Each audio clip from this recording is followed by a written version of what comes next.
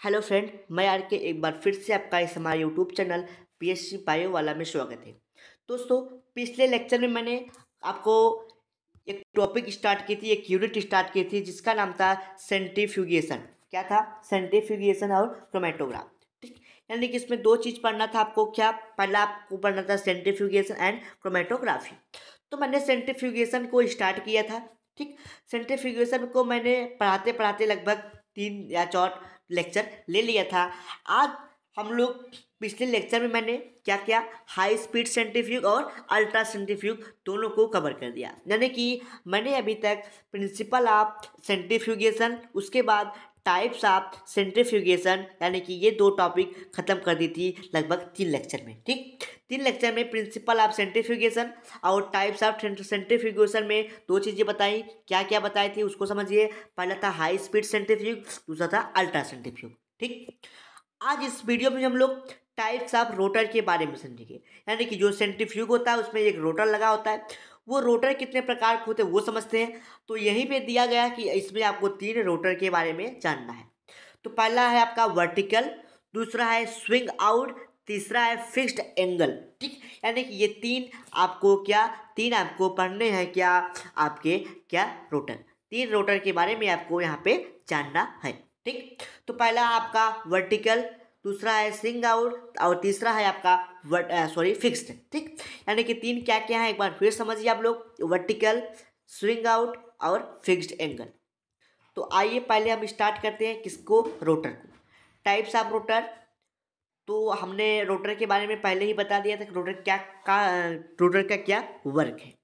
तो ये रोटेशन करता है, यानी कि रोटेट करने का काम करता है। किसको? आपके सेपरेशन यानी कि सोल्यूशन को ये रोटेट करने का काम करते हैं। अब वही रोटेट जो करता है वो कितने प्रकार की है उसी के बारे में यहाँ पे जानना है।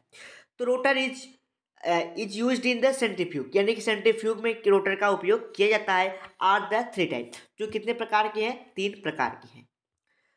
तो हमने आपको दिखाया कि 3 पढ़ना था आपको। पहला है वर्टिकल, दूसरा है स्विंग आउट और तीसरा है फिक्स्ड। तो आज हम पहले वर्टिकल रोटर के बारे में इस लेक्चर में जानेंगे। तो वर्टिकल रोटर क्या होता है उसको समझते हैं। ये थोड़ी सी छोटी सी टॉपिक होगी, इसके हम यूज के बारे में जानेंगे और रोटर के बारे में जानेंगे। तो आइए समझते हैं हम लोग वर्टिकल रोटर के बारे में। ठीक, तो vertical rotor is tube like structure. जो वर्टिकल रोटर होता है वो ट्यूब की तरह उसकी संरचना होती है। दे मूव वर्टिकली, यानी कि यह वर्टिकल जो रोटर होती है ये वर्टिकली मूव भी करते हैं, यानी कि वर्टिकली ये घूमते हैं, यानी कि कुछ इस प्रकार से ये घूमते हैं। ठीक, it contain different groove for the placing the test tube, यानी कि जो ये रोटर होते हैं वर्टिकल, इसमें डिफरेंट, यानी कि डिफरेंट का मतलब ये है कि बहुत सारे ग्रुप पाए जाते हैं, अलग अलग नहीं, डिफरेंट। ठीक, यानी कि बहुत सारे ग्रुप पाए जाते हैं जिसमें टेस्ट ट्यूब को रखा जाता है। ठीक, यानी कि रखने के लिए, टेस्ट ट्यूब रखने के लिए एक प्लेस बना होता है जिसको यहाँ पे ग्रुप का नाम देते हैं। आगे बढ़ते हम लोग समझते हैं।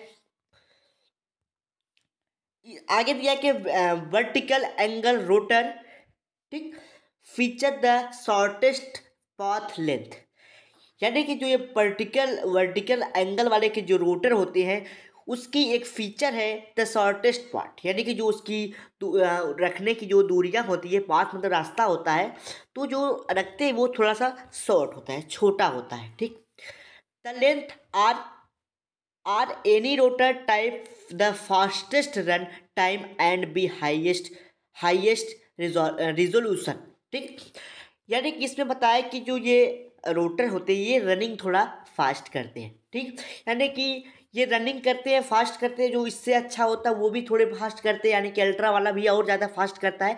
तो यानी कि यही बताया गया है कि इसकी जो रनिंग होती है वो काफ़ी अच्छी होती है। In the particle rotor the test tube are vertical during, और इसके बाद ये बताया गया कि जो ये रोटर होते हैं वर्टिकल रोटर, ये टेस्ट ट्यूब को वर्टिकली घूमती है। During the run it is not waste rotor. अच्छा, ये बहुत अच्छा रोटर नहीं है, इसको भी ये यहाँ पे बताया गया है। टू यूज द पैलेटिंग, यानी कि इसका उपयोग जैसे आप सोल्यूशन को डाल दिए, उसको सेपरेट कर दिए, उसको निकालने में परेशानी होती है किसमें, ये वर्टिकल रोटर में।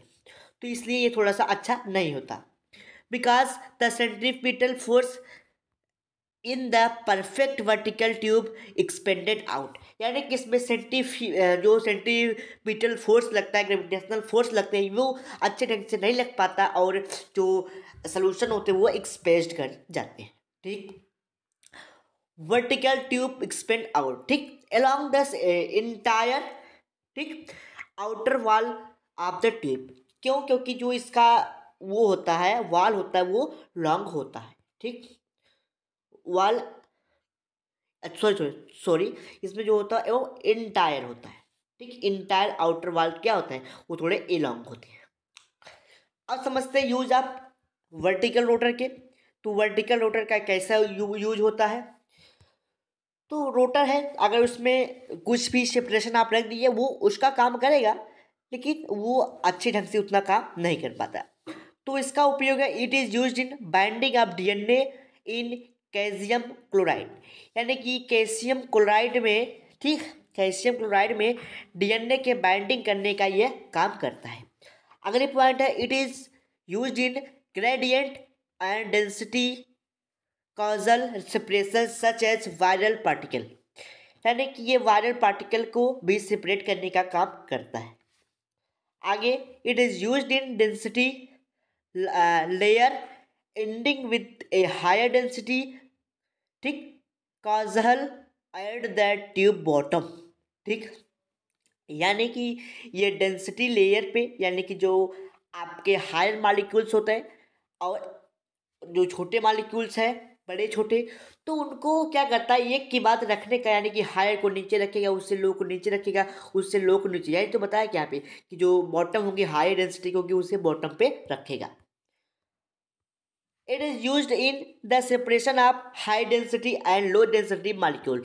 ये हाई डेंसिटी और लो डेंसिटी के मॉलिक्यूल्स को भी, बायो मॉलिक्यूल्स को भी क्या करता है, सोल्यूशन को भी सेपरेट करता है। ठीक, तो यहाँ पे फिगर बनाया गया है किसका, टेस्ट ट्यूब का। किसके टेस्ट ट्यूब का, यानी कि ये वर्टिकल रोटर का। ठीक, ये आपका वर्टिकल रोटर कुछ इस प्रकार से होते हैं। ठीक, इस प्रकार से होते हैं। ये ग्रुप बना है, आपको जो दिख रहे हैं ये सब ग्रुप हैं। इस ग्रुप में क्या होता है कि टेस्ट ट्यूब को डाल दिया था, यानी कि टेस्ट ट्यूब रखने के लिए ग्रुप बना होता है, और ये ग्रुप क्या करता है, ये रोटेट करता है, जिस प्रकार से सेपरेशन का काम होता है। ठीक, तो ये रहा आपका वर्टिकल रोटर। तो यहाँ पे वर्टिकल रोटर बहुत छोटी सी टॉपिक थी, इसको मैंने खत्म कर दिया।